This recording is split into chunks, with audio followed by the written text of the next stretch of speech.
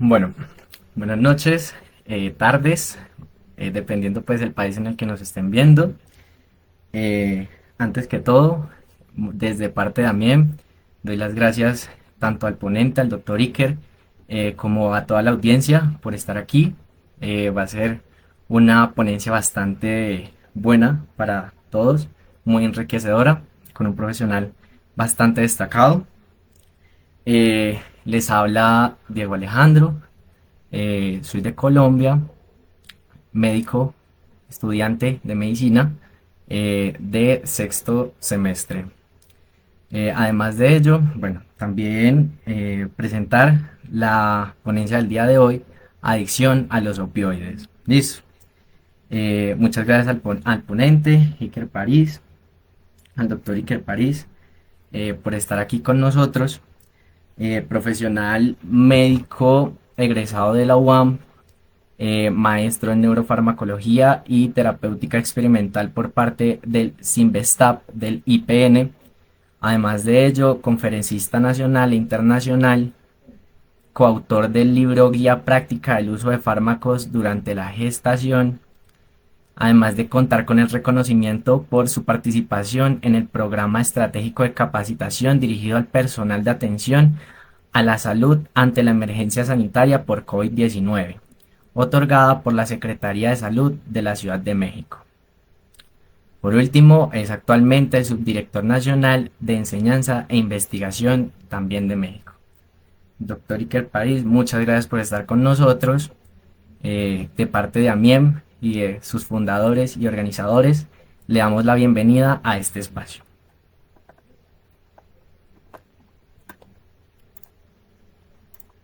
¿Qué tal? ¿Cómo están?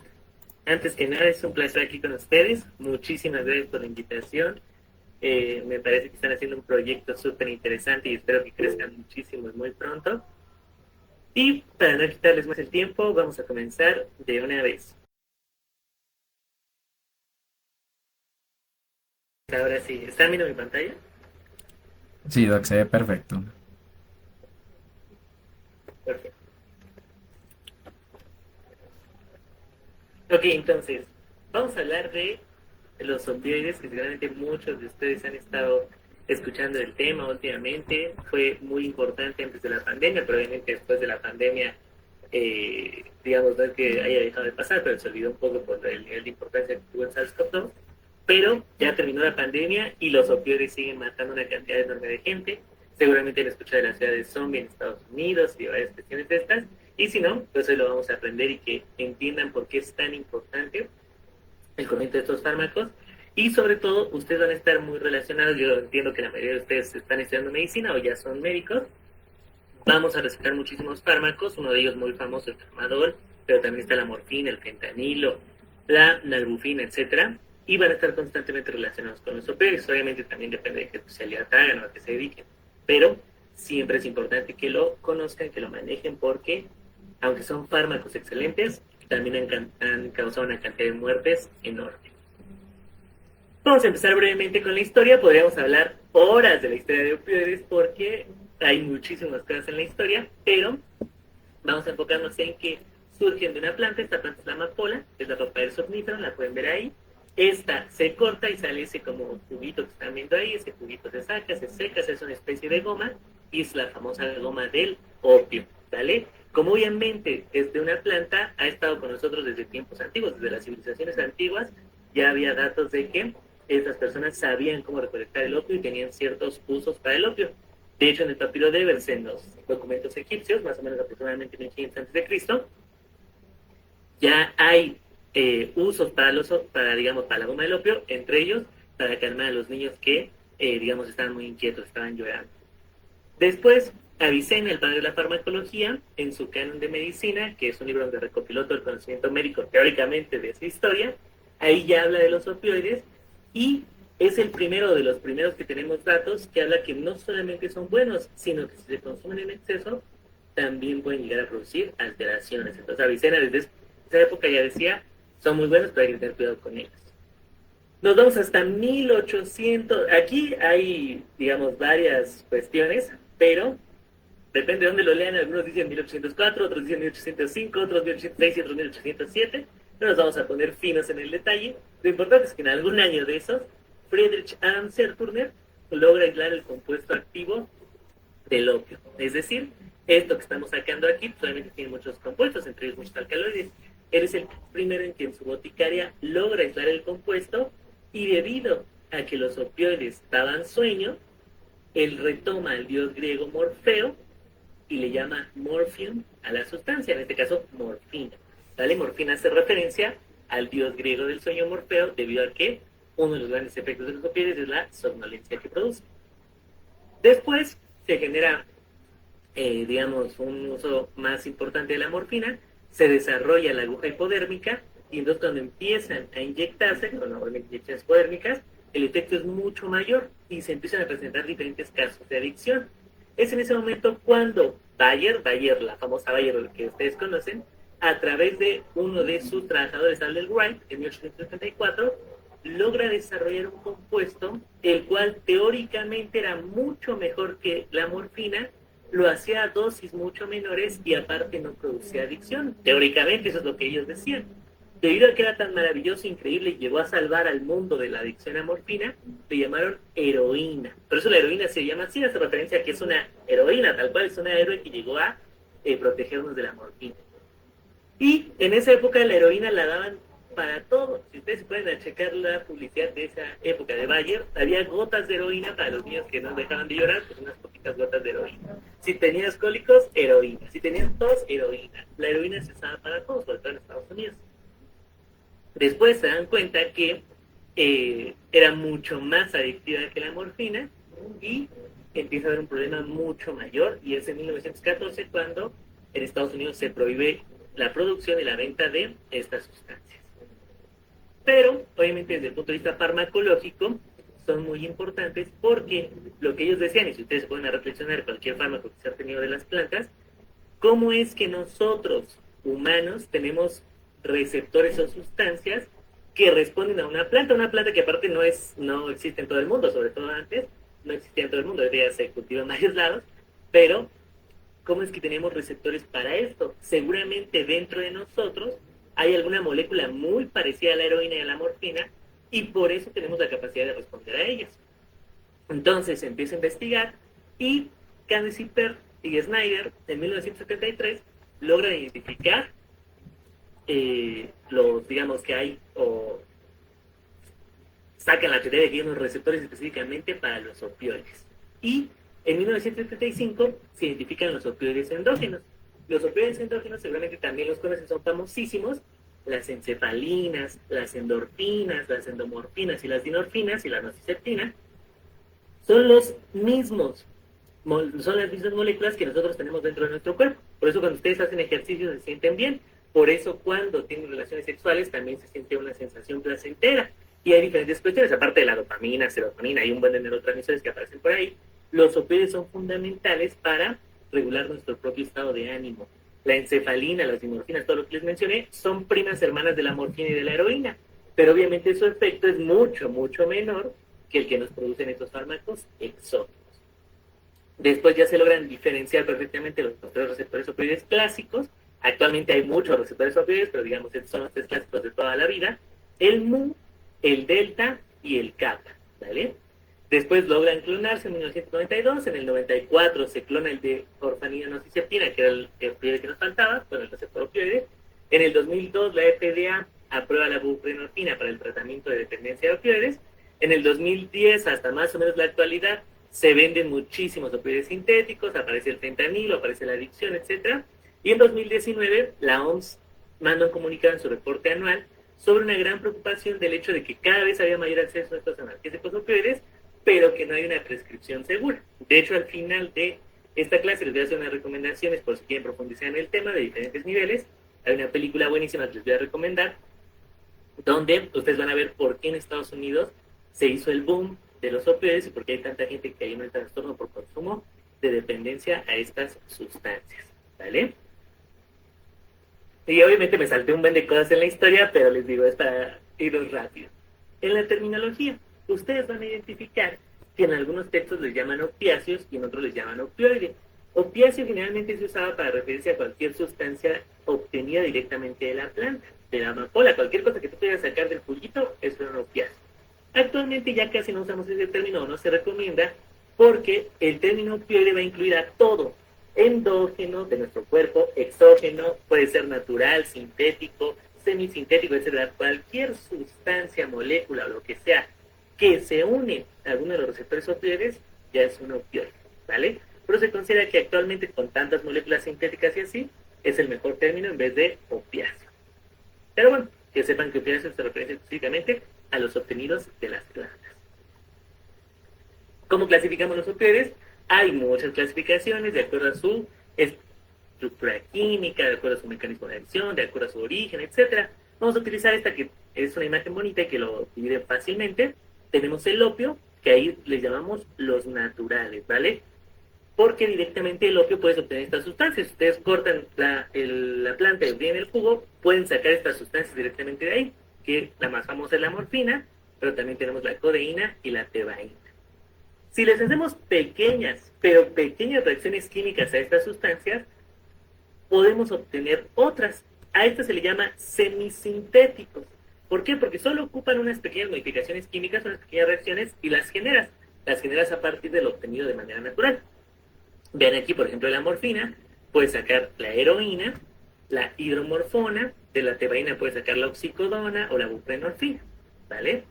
Luego hay unos que no se pueden obtener de ninguna manera mediante estas reacciones, que tienen que ser creados de manera sintética, y por eso se llaman los totalmente sintéticos, que van a incluir la pentazocina, la mepiridina, el más famoso de todos, el fentanil, o fentanilo, la metadona, el LAM y el propoxifeno, ¿vale? Y aparte, vamos a tener a nuestros opioides endógenos, que esos los tenemos todo el tiempo en nuestro cuerpo circulando, están regulando nuestro estado de ánimo, nuestra percepción al dolor y varias cuestiones. Entre ellos tenemos las encefalinas, endorfinas, dinorfinas, endomorfinas y la nociceptina orfanina, ¿vale? Esta es una clasificación muy sencilla, aunque farmacológicamente generalmente preferimos la de agonistas totales, agonistas parciales, agonistas antagonistas y antagonistas, pero ahorita nos vamos a meter en eso. Primero, para que nada más vean cómo de acuerdo a su origen lo podemos clasificar muy fácilmente. ¿Por qué los receptores opioides se llaman así? Bueno, se llaman mu, kappa y delta por la forma en que los descubrieron. Cuando descubrieron el receptor mu, se dieron cuenta que la morfina y todos los fármacos muy parecidos a la morfina actuaban en ese receptor. Entonces lo único que hicieron fue agarrar la M de morfina, pasarla a griego y entonces ya es mu.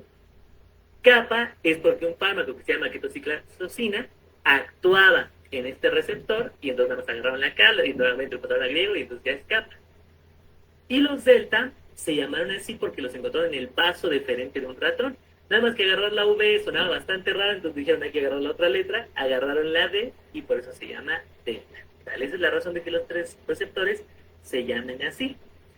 Y el orfanina nociceptina originalmente se llamaba orfanina porque era un receptor huérfano. ¿A qué hacía referencia a esto? Que habíamos encontrado el receptor, habíamos encontrado la proteína receptora, pero no sabíamos qué molécula se unía ahí. Entonces le llamaron orfanina, haciendo referencia a un orfanato, porque era un huérfano, porque no sabíamos qué se unía ahí. Después se descubrió la nociceptina, y por eso ya se llama o receptor de nociceptina, o orfanina nociceptina le llaman algunos, porque es ahí donde se une la nociceptina, ¿vale? Y aquí pueden ver que nuestros opioides endógenos tienen diferente unión a cada uno de estos receptores. Por ejemplo, las endomorfinas y las encefalinas se unen mucho a mu. Las encefalinas también se unen a delta, las endorfinas a mu y a delta, y las dinorfinas a kappa y a delta, ¿vale? Entonces, también dependiendo de qué opioide endógeno estoy liberando, se va a unir a uno o a otro receptor. Dentro de nuestros opioides endógenos vamos a tener muchos precursores y a su vez los opioides se pueden subdividir y vean, aquí está el receptor. Las encefalinas tienen una proencefalina, las endorfinas tienen la propiomelanocortina, prodinorfina, pronociceptina. El de las endomorfinas hasta el día de hoy no se descubre de dónde provienen, pero bueno, algún precursor deben de tener. Y aquí pueden observar los tipos de opioides endógenos. ¿Cuáles son los efectos de los opioides? El más famoso de todos y por lo que todo el mundo los conoce y por eso está marcado en azul oscuro es bueno, o sea, el texto está en blanco, pero su cuadrito es la analgesia. Los opioides son extremadamente buenos, de hecho son considerados los mejores fármacos que existen para el tratamiento del dolor. Cabe aclarar que hay diferentes tipos de dolor, ¿vale? No me voy a meter mucho ahorita porque si no vamos a estar horas aquí hablando del tema, pero el dolor se clasifica en nociceptivo, inflamatorio, disfuncional y neuropático, es el que me faltaba. Algunos al disfuncional ya le llaman nociplástico y hay alguna otra terminología, pero bueno, específicamente para el dolor nociceptivo e inflamatorio, que es el que tenemos casi en todos los traumas, en las cirugías, en las lesiones, digamos, de este estilo, son los mejores fármacos que existen. Un paciente puede llegar con los 2 brazos rotos y las 2 piernas rotas porque se están por una moto, tú le pasas fentanilo y va a sentir que vuela, no va a tener ningún tipo de dolor, ¿vale? Son extremadamente buenos para este tipo de dolores. ¿Cuál es también otra característica? Que producen euforia, hacen que el paciente se sienta muy bien. Les repetía y les repito, perdón, y les decía al inicio, cuando ustedes hacen ejercicio seguramente se sienten bien. Cuando tienen sexo seguramente se sienten muy bien. Bueno, pues multipliquen eso por muchos de sentirse bien y eso es lo que producen los opioides. Producen un estado de euforia extremadamente elevado y por eso es que se vuelven adictivos, porque producen un estado de euforia muy grande. Cabe aclarar que este estado se pierde muy rápido y aparte con el uso crónico ya no te lo producen y al contrario te hacen sentir mal, pero bueno, de manera inicial producen mucha euforia. ¿Por qué se llama morfina? Por el dios del sueño, obviamente van a producir sedación. Un gran problema, y esa es la razón de que mucha gente ha tenido problemas importantes con los opioides o que de plano ha llegado a fallecer, es la depresión respiratoria, ¿vale? Igual no me voy a meter mucho en esto porque es mucha neuroanato y muchas cosas que igual y no recuerdan bien o tal vez no han visto, y si lo han visto pues seguramente ya sabrán que es un rollo, pero ustedes recordarán que la respiración se controla por 2 estructuras principales, el bulbo raquídeo y el puente. Y dentro de estos tenemos los centros respiratorios, los centros respiratorios continuos y así, varias cuestiones. Pero específicamente hay una zona que se llama complejo de Prevotzinger, que lo pueden ver aquí en rojito.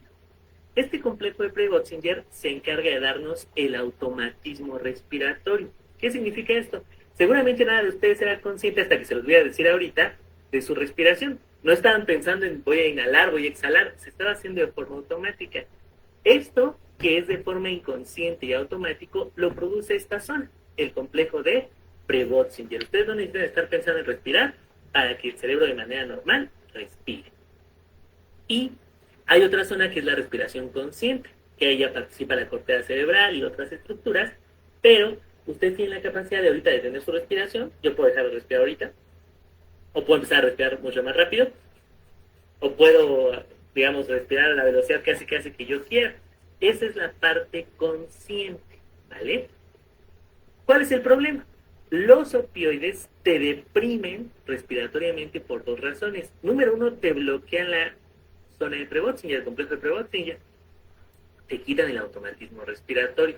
Seguramente ustedes han visto en películas que cuando una persona se está, digamos, ya está en las últimas, se está muriendo, pero todavía tiene oportunidad, no le canse, nada así, sino tuvo un accidente y lo están llevando en la ambulancia, le dicen, háblame, o lo cachetean, o le echan hielos o cosas para que se mantenga despierto.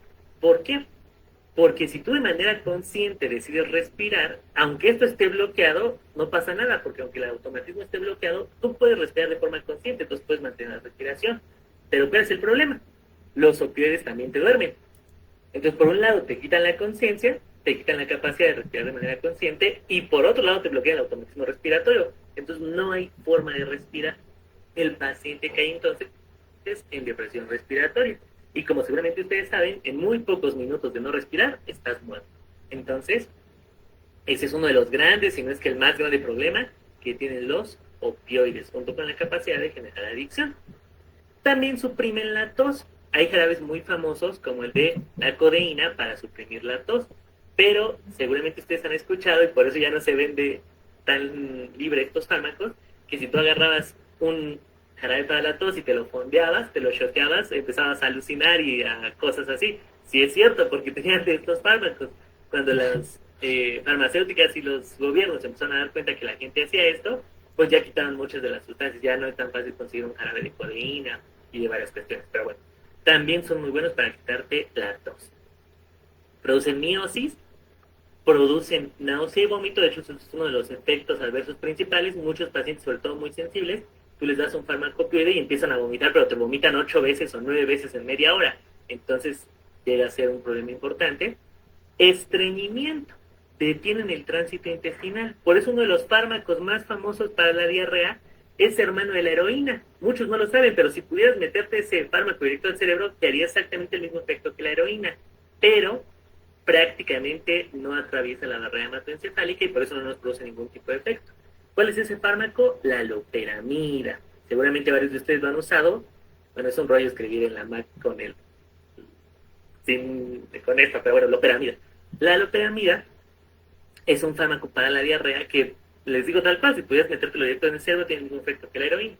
Pero, como no puede atravesar nuestra barrera hematoencefálica, pues solamente nos quita la diarrea. Y otros, ¿cuántos otros? Muchísimos. Los opioides se ha visto que participan en una cantidad enorme de cuestiones.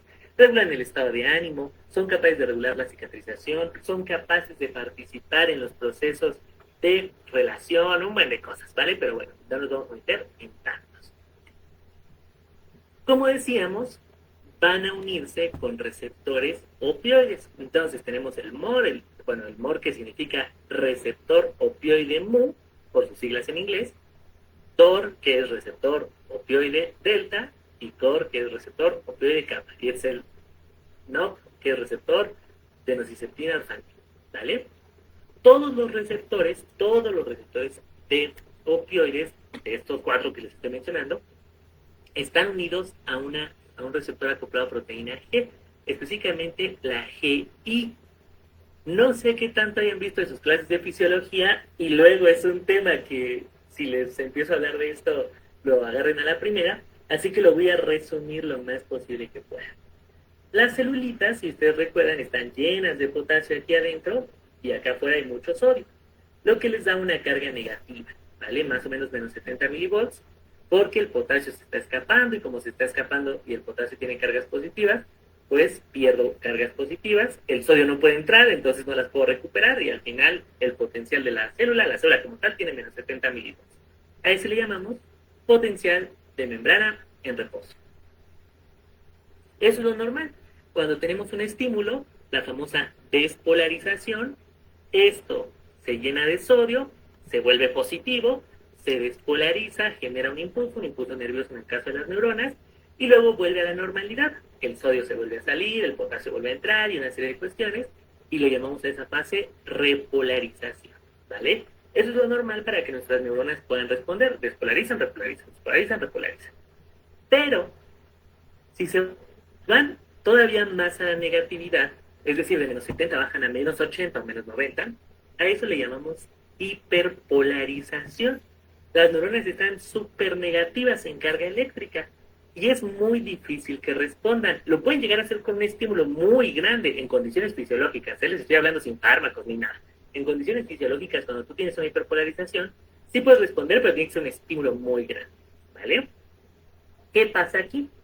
Los opioides, mediante esta proteína GI, bloquean una enzima que se llama adenilato ciclasa, la cual produce AMP cíclico. Cuando tú la bloqueas, se deja de producir AMP cíclico.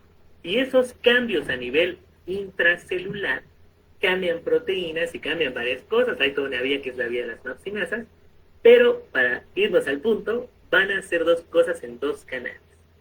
Los canales de potasio los van a abrir. Y recuerden que de por sí ya están abiertos, pues abren todavía más canales de potasio. Y recuerden que siempre que abrimos un canal de potasio, el potasio se sale. Entonces empieza a haber una gran salida de potasio. Y como les acabo de decir, el potasio es positivo, lo cual hace que de por sí la célula ya estaba negativa, se vuelve todavía más negativa. Llegamos a menos 90. Una hiperpolarización. Pero como les decía, si tú das un estímulo muy grande, entra sodio, entra calcio, y entonces tienes la capacidad de producir un impulso nervioso.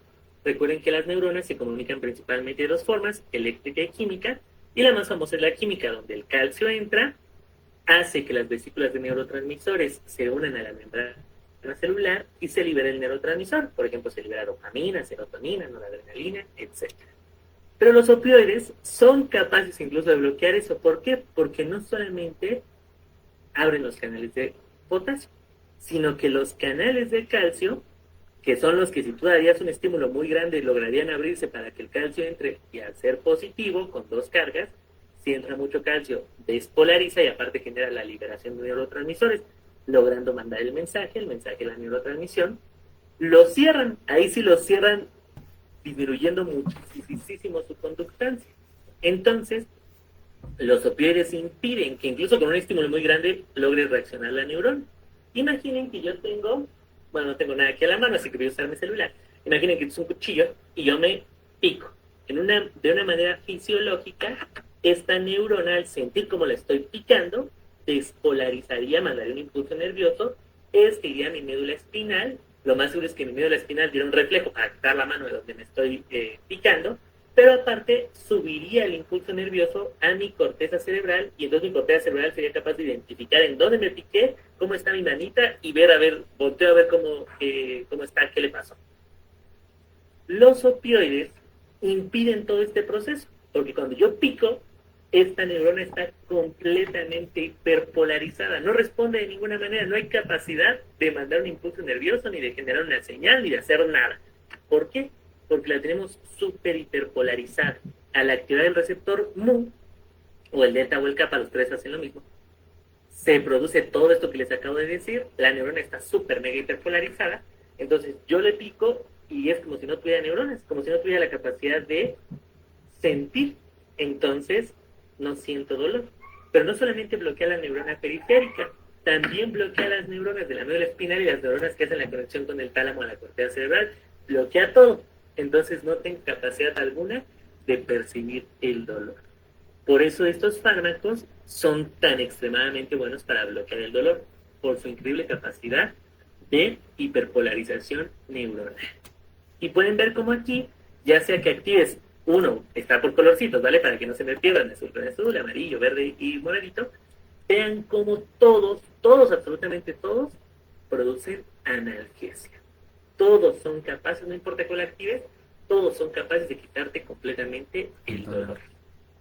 El mu participa en la ansiedad y la adicción, perdón, el delta participa en la ansiedad y la adicción, el mu participa en la euforia, esa sensación placentera y la adicción, el kappa puede llegar a controlar, digamos, el efecto de estos dos, produciendo el efecto inverso, disforia y aversión, y el de nociceptina todavía no se sabe muy bien qué cosas hace, ¿vale? Pero participa en la analgesia.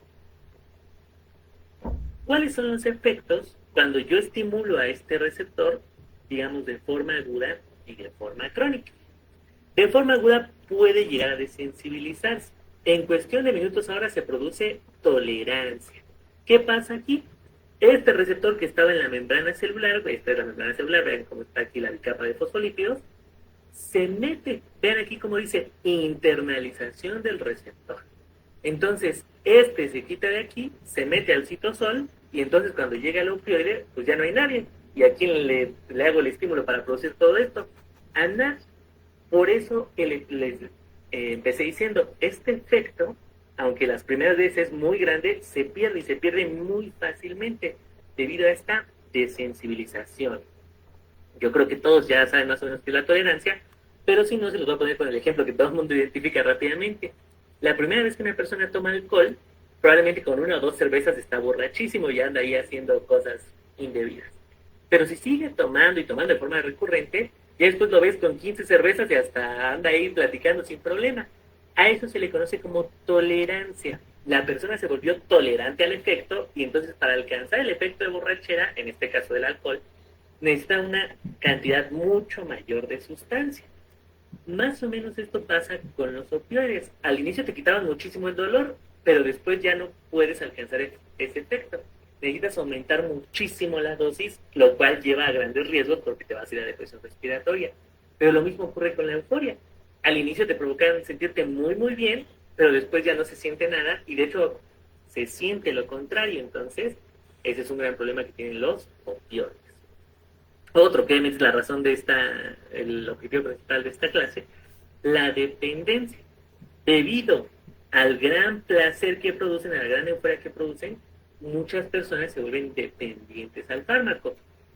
Hay un estudio súper famoso que se hizo con unas prostitutas de Holanda, allá agarraron a un grupo de prostitutas que habían consumido heroína y otras prostitutas que habían consumido heroína. Y les hicieron preguntas de sexo, tal cual, bueno, ¿qué cosas has hecho con el sexo? Y había prostitutas que habían hecho sexo con 10 hombres al mismo tiempo, cosas súper locas, o sea, digamos, el máximo placer sexual que puede alcanzar una persona, pues ellos lo habían alcanzado. Y lo comparan con el grupo de prostitutas que consumían heroína, y todas habían hecho lo mismo que ellas, pues en cuestiones sexuales prácticamente habían hecho lo mismo. Pero cuando ellas les preguntan, y comparando las mejores experiencias sexuales que has tenido en tu vida, así, las más locas, intensas e increíbles, comparado con la heroína, ¿cuál es mejor? Decían que no había ni siquiera que pensarlo. El placer sexual era de este tamaño y la heroína era el mejor orgasmo que habían tenido en su vida. Es una sensación extremadamente placentera. O sea, no lo hagan ni por prueba, no, esto no es para recomendárselos. Pero el gran problema que tienen estos fármacos es que poseen un placer extremadamente grande. El problema es que te vuelves adicto muy rápidamente, te enganchas al fármaco, después con unas pocas repeticiones del consumo ya no sientes placer, cada vez es menor el placer y después es nulo, no sientes absolutamente nada por meter heroína. Y después no solamente eso, sino que te sientes mal si no la consumes y estás constantemente en depresión, en irritabilidad, en disforia, etcétera, y meter heroína ya no te produce ningún tipo de placer. Pero si dejas de consumirla, caes en un síndrome de abstinencia súper, súper, súper intenso. El síndrome de abstinencia de los opioides es de los peores que hay, y entonces tienes que volver a inyectarte. Ya no se sienten bien, ya no sienten placer, ya no se sienten felices, pero si no consumen el fármaco, sienten lo peor de lo peor.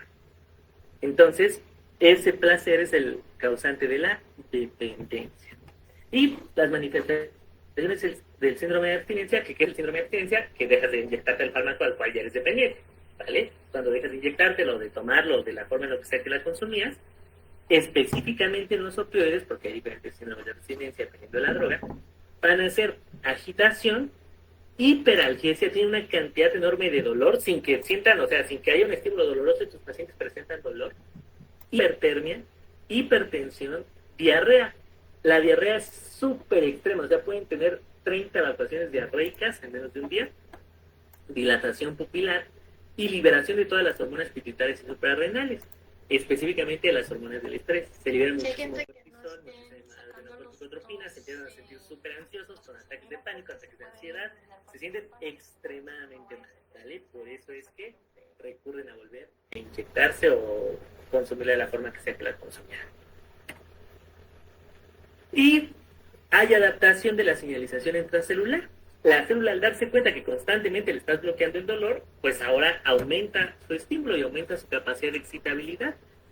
Entonces aumenta sus receptores NMDA, que son receptores de glutamato. Recuerden que el glutamato es el principal excitador del sistema nervioso central, y entonces son súper sensibles al glutamato.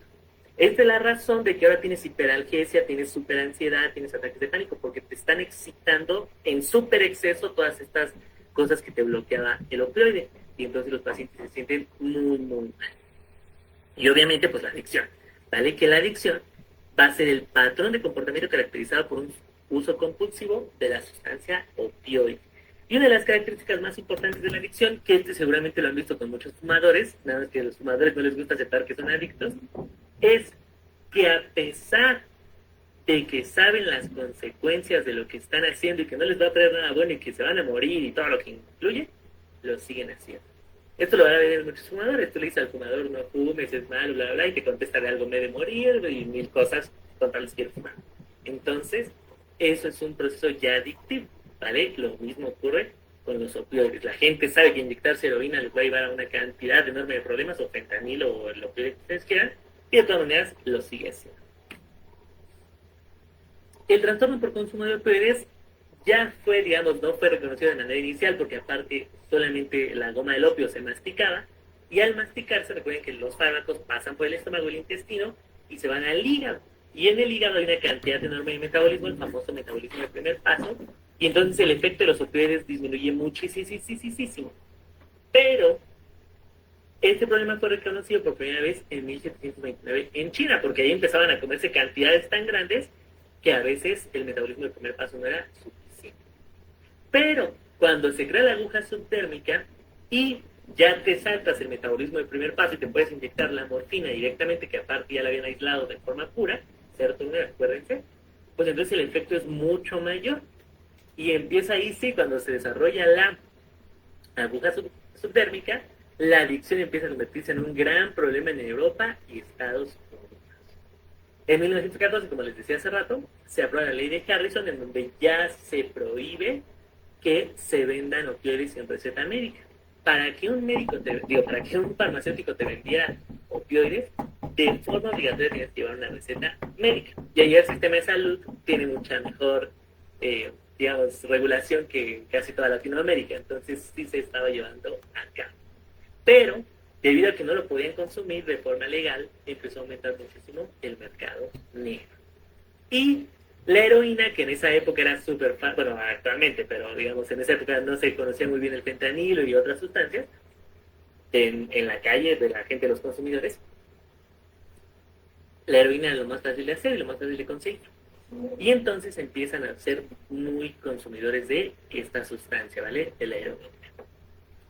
En 1925 se estimaba que existían 200.000 personas dependientes al consumo de opioides solamente en Estados Unidos. Y aquí llega el gran problema de la historia. Digamos, este suceso es el que probablemente desarrolló gran cantidad del problema actual que tenemos de la sobredosis y los trastornos por consumo de opioides. En 1980, aquí está el párrafo y todo pueden ver de qué tamaño era. Esto es todo el texto que existió. En 1980, un párrafo escrito en una carta al editor de la New England Journal of Medicine reportaba que de 11.882 pacientes que recibieron opioides, de hecho aquí lo pueden ver en inglés si tienen el texto, pero bueno, aquí se los resumo en español. De 11.882 pacientes hospitalizados con uso de opioides, solamente un número menor al 1% se había vuelto adicto. Y después esto, que prácticamente decía, ve cuántos pacientes yo les doy opioides y absolutamente nadie se vuelve adicto, pues todo el mundo lo empezó a citar. Y el problema es que la gente lo citaba así como, sí, tal persona dijo que en su estudio demostró que con un uso de opioides no se volvían adictos.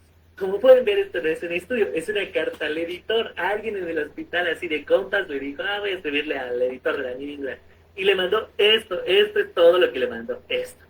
¿Vale? No hay estudios de seguimiento, no hay estadística, no hay un grupo control y un grupo, no hay nada. Esto no es un estudio, es tal cual un mensaje de WhatsApp de la época al editor.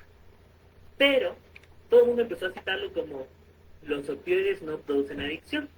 Y entonces esa idea empezó a difuminarse, a distribuirse, a expandirse por todos lados. Y entonces en 1995 la Sociedad Americana del Dolor propuso que el dolor se convirtiera en el quinto signo vital. Ustedes saben que los signos vitales son la frecuencia cardíaca, la respiratoria, la presión y la temperatura.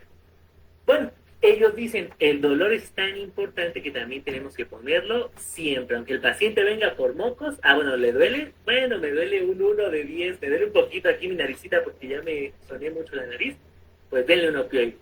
Y entonces se empezaron a restar opioides a lo loco, ¿vale? ¿Por qué?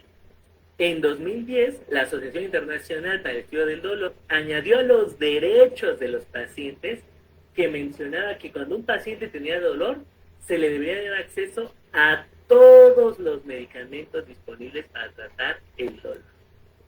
Tal cual como se los dije, así era. Me duele mucho mi nariz porque ya me la soné porque tengo muchos mocos, pues tome morfina para que no le duela. Me machuqué el dedo, tome oxicodona. Lo que sea, pues tome un opioide durísimo. Y entonces, en Estados Unidos, obviamente, empezó a haber una cantidad enorme de personas que desarrollaron dependencia y adicción a los opioides. Porque aparte, se empezó a, tomando este párrafo y tomando lo del quinto signo vital y tomando que era derechos de los pacientes, se empezó a decir una leyenda que si alguna vez, yo espero que ya no lo escuchen, en la actualidad nadie debería decir tonterías de estas, pero en esa época se decía que si un paciente tenía dolor, era imposible que desarrollara adicción a opioides. Hasta decían, si el paciente tiene dolor, dale opioides, cuando se le quite ya se lo retiras, pero mientras tenga dolor, no existe la capacidad neurológica de desarrollar adicción. Y entonces por eso a todo mundo que tenía dolor le mandaban opioides. Actualmente se sabe que eso no tiene ningún sentido, que no importa cuánto dolor tengas, te vas a volver adicto a los opioides, y que esto nunca fue un estudio, ¿vale? Como les digo, fue un mensaje de WhatsApp de la época para decirle que la gente que él vio así de aso de buen cubero no había desarrollado adicción. En 2016, por eso les digo un poquito antes de la pandemia, esto estaba muy intenso, además que la pandemia llegó a distraernos en otro ámbito. En 2016 las muertes de opioides fueron tan grandes que distintas organizaciones pidieron que se tuviera el apoyo a la prescripción de opioides. En Estados Unidos empezó a haber una cantidad de muertes enorme por consumidores de opioides, pero no creen que consumidores, como ahorita que ustedes ven en la ciudad de zombie, muchos de ellos son pues personas de pocos recursos que viven en la calle y así. No, en esa época eran doctores, abogados, ingenieros, gente del día a día que iba a su consulta médica y que como estaba indicado que para cualquier cosa de dolor mandas un opioide, le mandaron opioides y entonces ya, todo el mundo se empezó a volver adicto y la cantidad de muertes fue enorme. Aquí hay unos datos para que más o menos se den una idea de cómo andan las cosas. El de arriba, este chiquito de aquí, es de la Unión Europea. Vean, heroína y otros opioides. Aquí hay diferentes datos, pero vean, 513,000 personas consumían opioides, un agonista opioide, durante el 2022. Este es el reporte del 2024, pero realmente tiene que reportar lo que pasó previamente, entonces nos habla del 2022.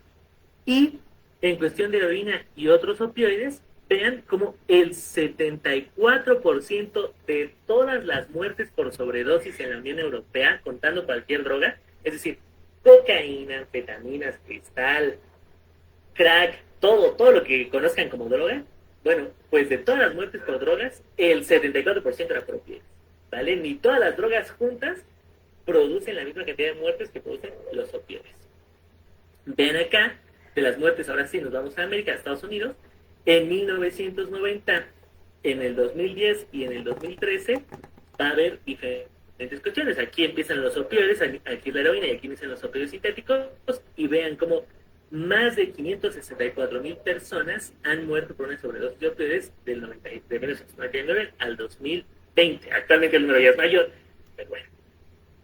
44 personas morían diario por una muerte de opioides de prescripción. Es decir, estaban en tratamiento médico, el médico les había prescrito opioides y 44 personas de esas al día se morían en Estados Unidos.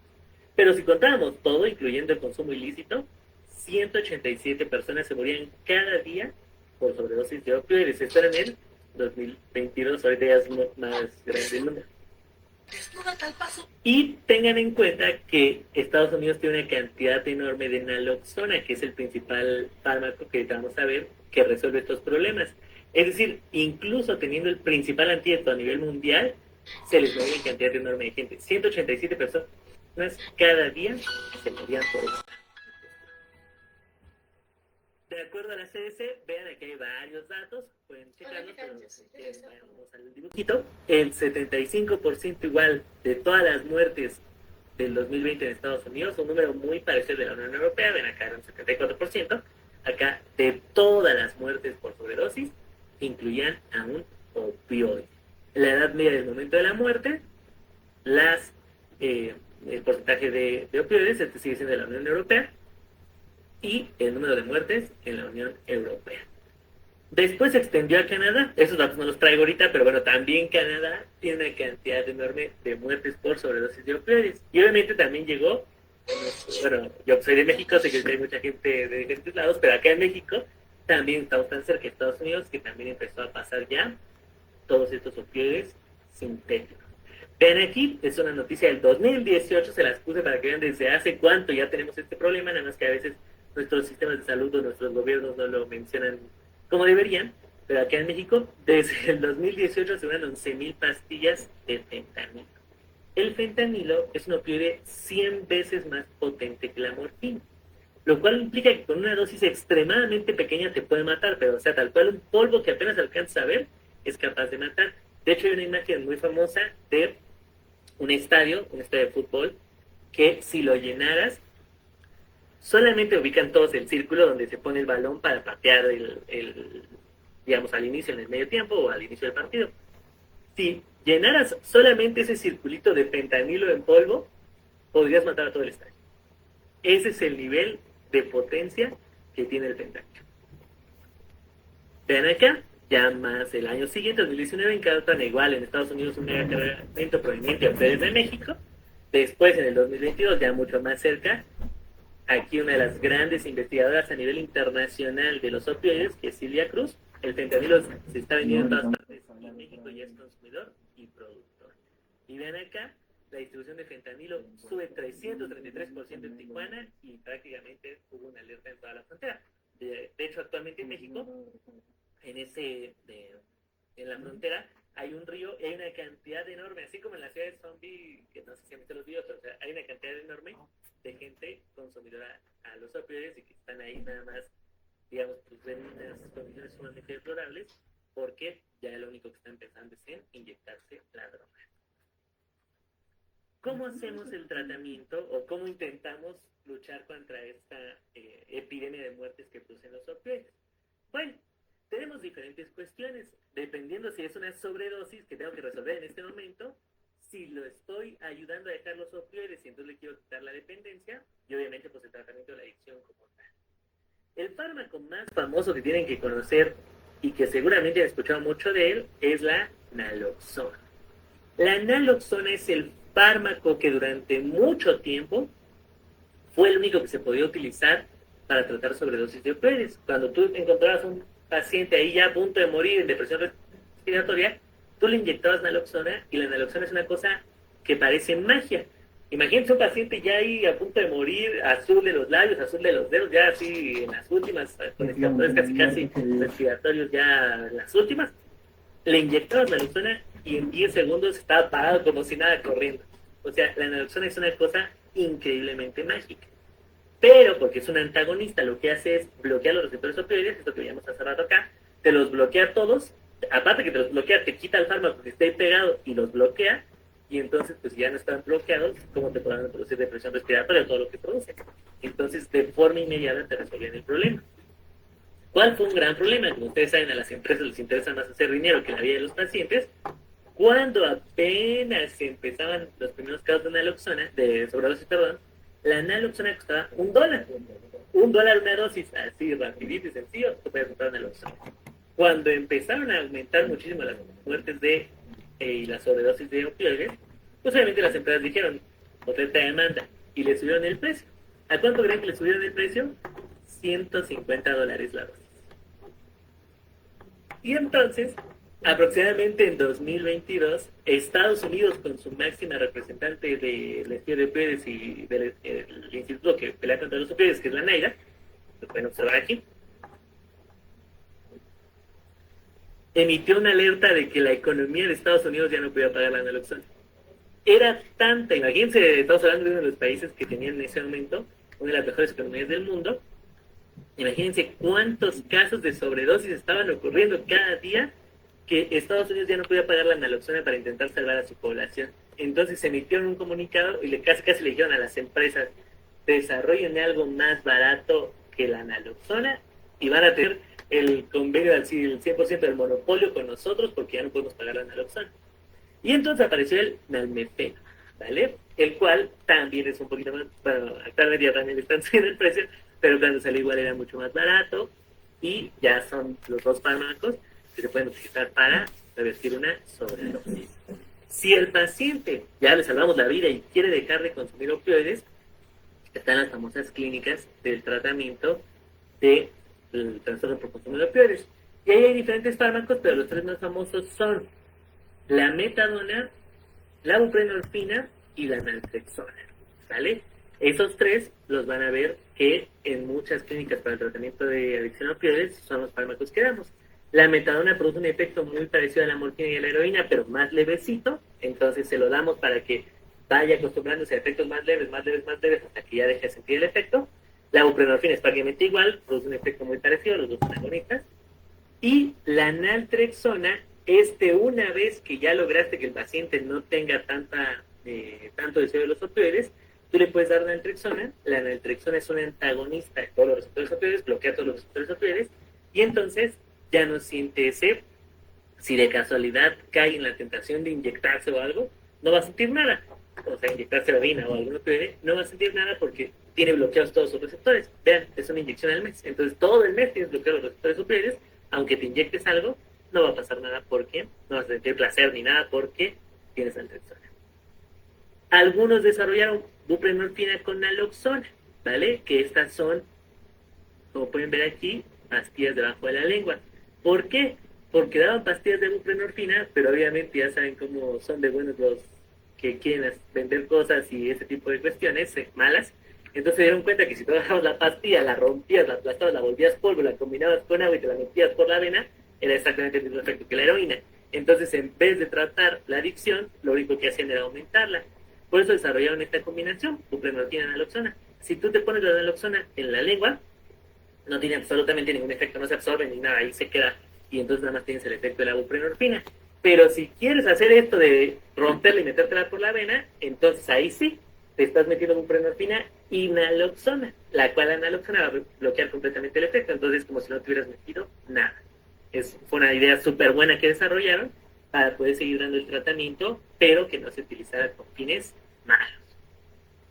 Y la lofexidina, porque es muy importante. ¿Se acuerdan que les dije hace rato que cuando tenías el síndrome de abstinencia caías en ansiedad? Esa ansiedad principalmente se desarrolla por una sobreactivación del sistema nervioso simpático. Recuerden que el simpático es de lucha y huida, te aumenta la frecuencia cardíaca, te produce ansiedad, te da ataques de pánico, te sube la presión y todo lo que hace el sistema de lucha y huida, todo lo que te está pasando en un momento de estar muy asustado, muy espantado o luchando, y eso le pasa a los pacientes que dan abstinencia de opioides, entonces se sienten muy mal. Si tú les das lofexidina, la lofexidina es capaz de bloquear toda esa descarga del simpático, bloquea toda la respuesta de lucha y huida, y entonces el síndrome de abstinencia del paciente es muchísimo más leve porque no siente todas estas cosas de la descarga simpática. ¿Qué podemos hacer nosotros como personal de salud y como estudiantes en formación para que no se extienda a toda Latinoamérica este consumo? Porque las proyecciones no son muy buenas, las proyecciones no son muy buenas, entonces tenemos que hacer algo, porque si no todo el mundo se va a volver dependiente de estas cosas en toda Latinoamérica.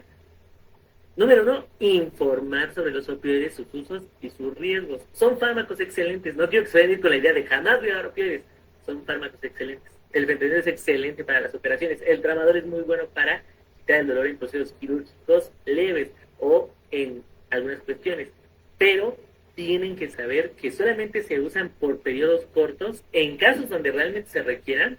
Chequen la escalera de la OMS, recuerden que hay dolor leve, moderado y severo, y la escala analgésica del dolor de la OMS, y dependiendo de la escala, te dice, puedes mandar esto, esto o esto, y son tratamientos cortos. Si su paciente tiene una cosa que le va a durar mucho tiempo, por ejemplo, fibromialgia, que la fibromialgia es una cosa que le va a tener toda la vida, no le podemos dar tramadol. El tramadol le va a quitar el dolor, sí, pero si se lo doy a cada rato, se va a volver adictivo, vamos a tener un problema importante. Entonces, por eso es muy importante que ustedes estudien los opioides, su mecanismo de acción, la duración del efecto, cuánto tiempo se da, cuál es la dosis, y no andemos haciendo cosas extrañas. Para eso es importante capacitar al personal de forma adecuada para indicarlos solamente en los momentos donde se deben de indicar, y así como están las cosas, hay que estar preparados siempre para una sobredosis de opioides. Antes de la pandemia en México, yo les hablo del país donde vivo, no sé de los demás, pero antes de la pandemia solamente había reportados casos de sobredosis de opioides en Tijuana, y en la parte específica que les comento del río y en la frontera. El día de hoy hay muertes por sobredosis de opioides en todos los estados del país. No hay ni un solo estado del país que no haya reportado que tiene muerte por sobredosis de opioides. Entonces, obviamente después va bajando y va bajando en toda América y se va aumentando los casos. Así que ustedes tienen que tener muchísimo cuidado, no consumirlos, no recomendarlos a menos que estén 100% indicados para la cuestión que quieren resolver. ¿Dónde pueden saber más si es que les interesa el tema de drogas en general? Cerebro y Adicciones, ¿vale? cerebroyadicciones.com es una página que pueden entrar en este momento y tiene información de todas las drogas, incluyendo obviamente los opioides. Los efectos de las drogas es un libro que pueden encontrar también en versión digital, que también te habla de forma muy sencilla, muy amable y una explicación general de todas las drogas, ¿vale? Y si a quien si de plano les interesa muchísimo el tema de opioides y quieren ir a un nivel extremo del conocimiento, opioides está en Springer. Muchas de sus universidades seguramente tienen convenios con bases de datos, y la más común, porque no es tan cara, es Springer. Esto seguramente lo pueden encontrar ahí de forma gratuita. Eso sí está en inglés, tienen que saber inglés, pero si no, pues ya actualmente con la inteligencia artificial y todo, búscanselo. Pero bueno, es de Silvia Cruz, que es precisamente la persona que veíamos acá, que estaba dando, por eso les digo que es muy famosa, que está hablando en el periódico. De hecho, el libro también es de ella y la página también es de ella. Todo es de ella, así que es buenísima. Y, ¿qué les están contando? Ah, sí.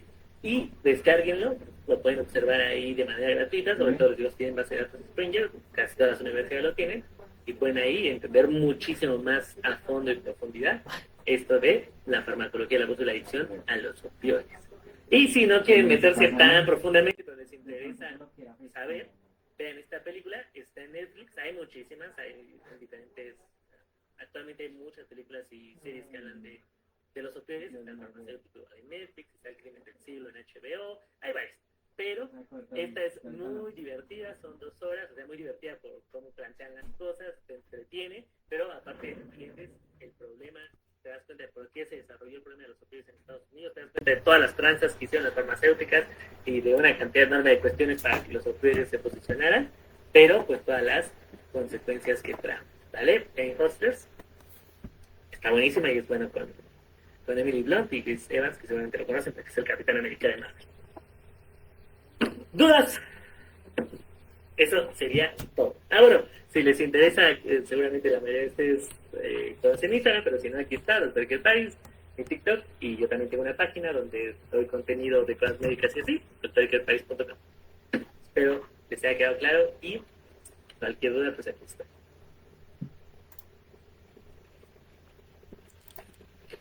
Muchas gracias, doctor Iker. Realmente muy interesante el tema que usted nos acaba de exponer, ¿cierto?